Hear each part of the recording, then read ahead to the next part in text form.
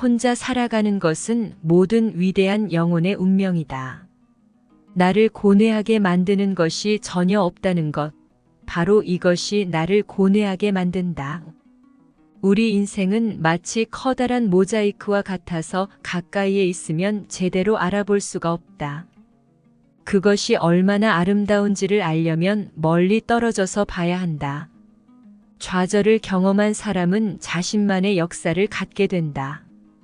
그리고 인생을 통찰할 수 있는 지혜의 길로 들어선다. 힘들고 괴로울 때 최상의 위안은 자기보다 더욱 고통받는 존재를 바라보는 일이다. 모든 불행의 시작은 남과 비교하는 것에서 시작된다. 자기 것을 남의 것과 비교하지 말고 생활을 즐기도록 하자. 남들이 한결 행복하게 살고 있다고 해서 괴로워한다면 절대로 행복할 수 없다. 사람들의 눈높이에 나를 맞추려는 데서 모든 불행이 시작된다. 나는 어쩔 수 없이 나다. 내가 나를 부끄러워하지 않는다면 사람들도 나를 부끄러워하지 않게 될 것이다. 나보다 행복해 보이는 사람이 실제로 스스로 자신을 행복하다고 느끼고 있을까?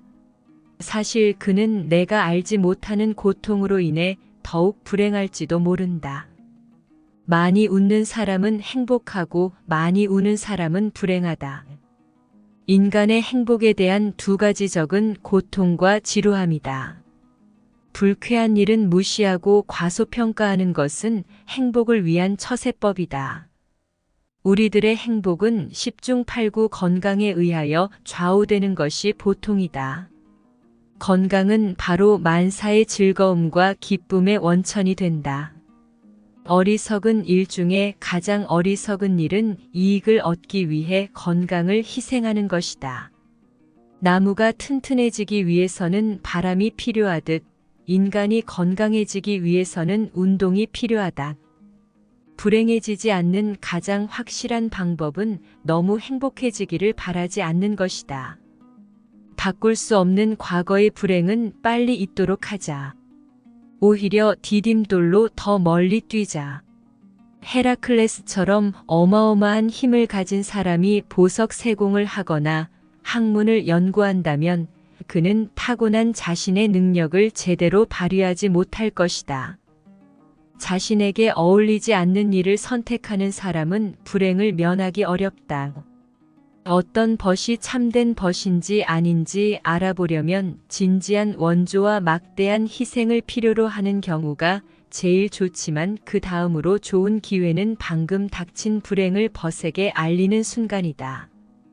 뭔가 나쁜 일이 일어났을 때에는 그런 일이 일어나지 않을 수 있었을 텐데라는 나약한 생각에 사로잡히지 말라.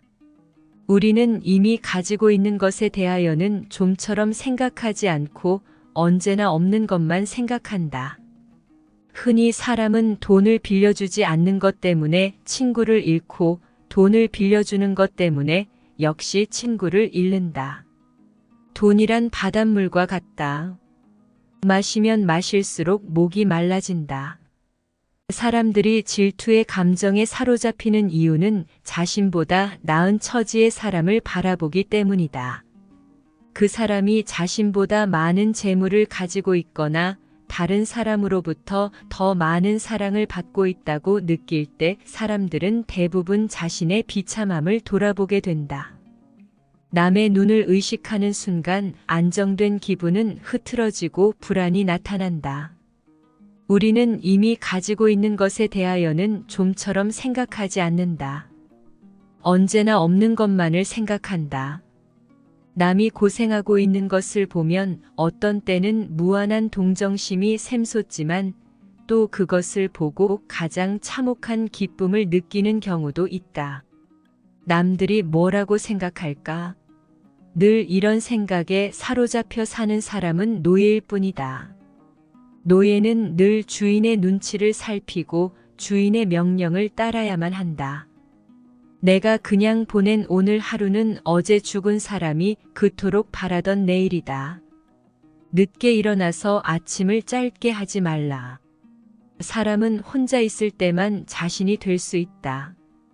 그리고 만약 그가 고독을 사랑하지 않는다면 그는 자유를 사랑하지 않을 것이다. 왜냐하면 그가 혼자 있을 때만 그는 정말로 자유로울 수 있기 때문이다. 인간의 사교는 사교가 좋아서가 아니라 고독이 두려워서이다. 고독은 뛰어난 정신을 지닌 자의 운명이다. 평범한 사람은 시간을 어떻게 보낼까 생각하지만 재능 있는 사람은 시간을 어떻게 사용할까 노력한다. 인간은 다른 사람처럼 되고자 하기 때문에 자기 잠재력의 4분의 3을 상실한다. 진정한 희망이란 자기 자신을 신뢰하는 것이다. 독서한 내용을 모두 잊지 않으려는 생각은 먹은 음식을 모두 체내에 간직하려는 것과 같다. 사람은 음식물로 체력을 발육해 하고 독서로 정신력을 배양하게 한다. 책을 읽는 건 다른 사람의 뇌로 생각하는 것이다. 책을 산다는 것은 좋은 일이다. 이와 함께 읽을 수 있는 시간까지 살 수 있다면 말이다. 그러나 사람들은 다만 책을 산 것만으로도 그 책의 내용까지 알게 된 것으로 착각한다. 공감은 정의감과 인간애의 진정한 원천이다. 모든 사람은 그 자신의 이해 정도와 인식의 한계 내에서만 세상을 바라볼 뿐이다. 인간은 고슴도치와 같다. 너무 가까이 하면 가시에 찔리고 너무 멀리 하면 추워진다. 재능은 다른 사람들이 못 맞추는 관역을 맞히는 것이고 천재는 다른 사람들이 보지 못하는 관역을 맞히는 것이다. 결혼을 한다는 것은 당신의 권리를 반감시키고 의무를 배가시키는 것이다.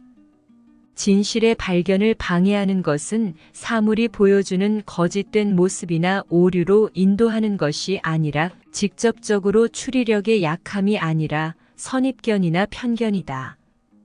객관적인 환경이 아니라 자기 마음의 움직임에 따라 행복과 불행은 서로 위치를 바꾼다.